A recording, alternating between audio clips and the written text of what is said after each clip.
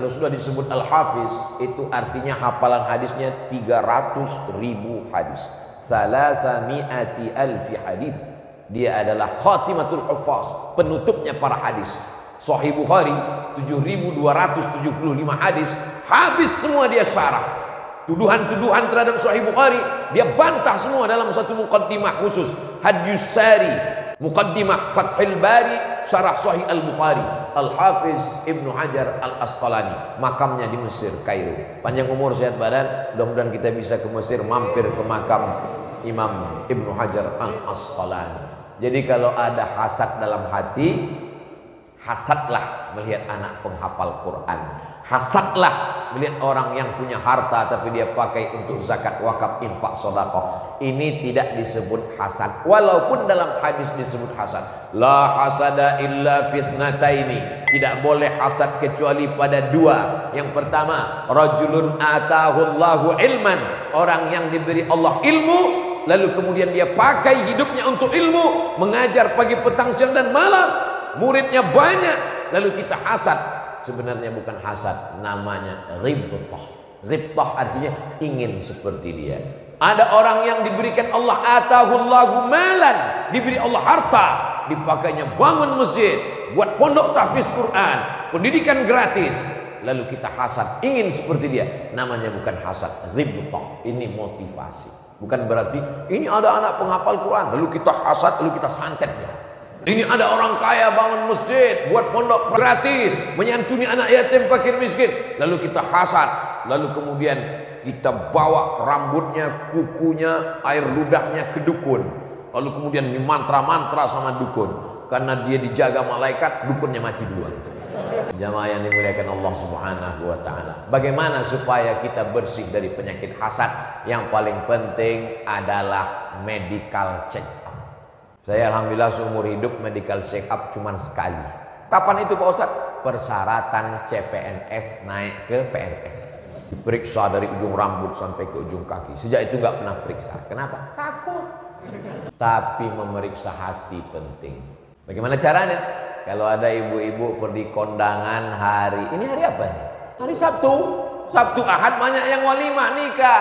Begitu pulang dari acara walimah, nikah, akikah, langsung kepala pusing, berkunang-kunang, badan panas dingin. Bapak yang sayang sama ibu langsung ke dokter.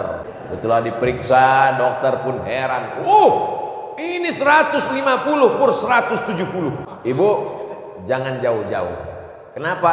Malaikat maut udah dekat. Insyaallah. Syukur. Ini sengaja dibuat panitia tidak di atas supaya tidak ketahuan panitia nggak buat teh manis. Ustadz-ustadz, guru-guru kita, kiai kita kalau sayang jangan kasih teh manis, karena gula itu merusak pita suara. Apalagi kalau lehernya panas bersuara, dikasih air panas. Yang paling bagus adalah kasih air putih. Ini perlu saya jelaskan supaya jangan sampai ada dusta di antara kita. Nanti jadi fitnah, Ustaz Somad nyindir-nyindir. Ini serius. Jamaah ini susah membedakan saya kapan serius, kapan bercanda. Bismillah. Saya minum karena kiai bilang isyrab, berarti minum. Isyrab itu artinya minum. Bismillah. Beda kalau air putih yang disuguhkan orang yang ikhlas. Gimana rasanya Pak Ustaz? Kata terlalu singkat untuk mewakili rasa. Andai ku ceritakan rasanya belum tentu sama. Kenapa? Karena rasaku belum tentu rasanya. Jadi kita ukur dulu diri kita ini dengan melihat nikmat orang lain. Jangan sampai ketika melihat orang lain dapat nikmat. Dia rumah baru, kumat jantung koroner. Dia mobil baru, naik diabetes meletus. Dia bini baru, mati langsung. Mohon maaf ibu, jangan tersinggung. Maksudnya dia memang anak lajang terus menikah, bukan karena satu dan lain. Ini ibu-ibu ini hatinya harus kita jaga.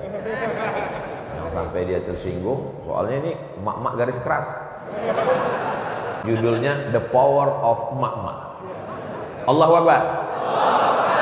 Allahu Akbar itu artinya untuk mengusir hasad dengki. Lalu kemudian orang yang dapat nikmat itu kita doakan langsung di depan dia. Hari Ahad besok sama-sama satu TK, sama-sama satu SD, sama-sama satu SMP, sama-sama kuliah, sama-sama kerja, tapi jodoh dia datang duluan. Hasad, dengki. Orang kalau hasad jawabannya beda. Kamu kan temenan sama dia? Iya. Kenapa dia nikah duluan? Iyalah dia pakai pelet. Tapi kalau hatinya bersih, itu kan teman kamu. Iya. Nikah dia sekarang. Iya. Kenapa dia duluan? Berarti dia lebih amanah dari aku.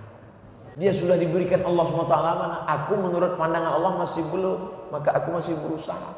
Kamu jomblo hari ini ya, tapi besok belum tentu.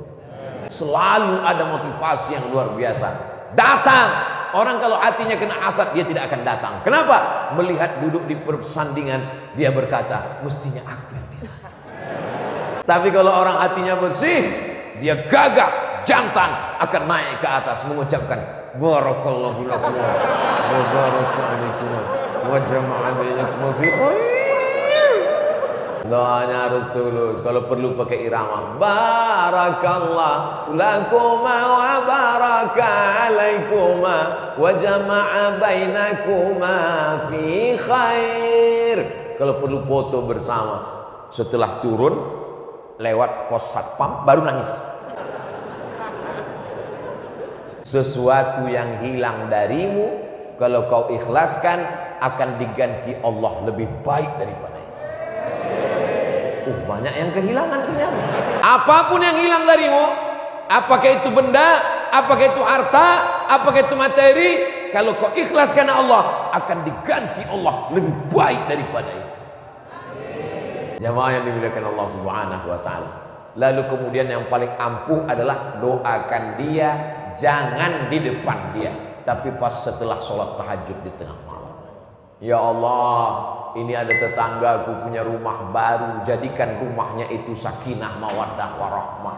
Ya Allah, ini tetanggaku mobil baru, jadikan dengan mobilnya itu dia pakai untuk beribadah, mendekatkan diri kepadamu, dia pakai untuk hijrah, dia pakai ke masjid sholat berjamaah. Ya Allah, ini saudaraku dapat perhiasan baru, jadikan dia orang yang berzakat, muzaki, menyantuni anak yatim.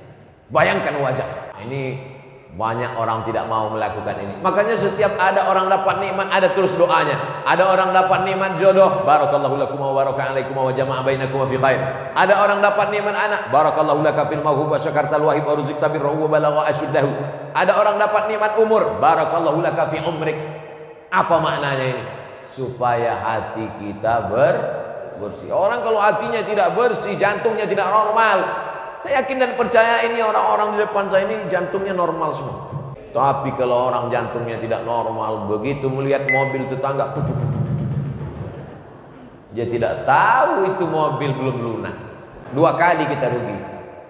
Pertama, rugi karena melihat nikmat orang berefek ke kesehatan kita. Yang kedua, ternyata mobilnya baru DP. Begitu juga dengan orang yang dipencet balon hitam naik. Pas ditanya sama dokter, tadi Anda makan sate kambing? Enggak. Soto kambing?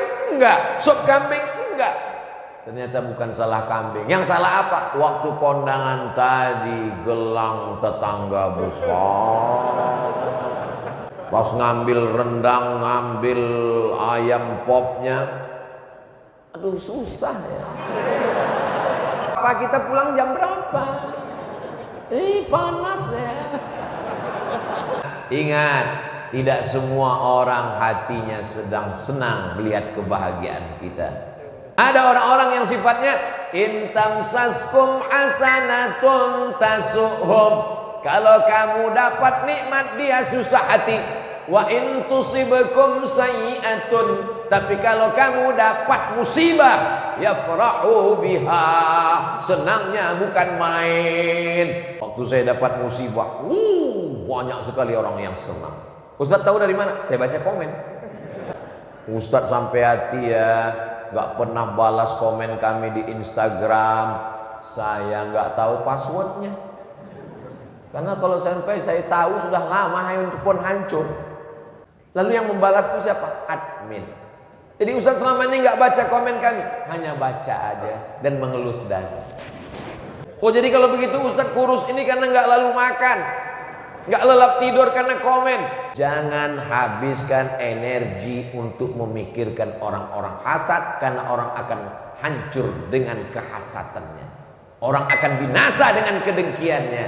Kau tinggi, jadikan orang hasad itu sebagai batu yang kau susun sehingga menjadi menara. Di atas menara kau akan melihat dia. Jangan jadikan dia menjadi beban di pundak, karena akan patah tulangmu untuk memikulnya. Bukan hadis, dapat saya di grup WhatsApp.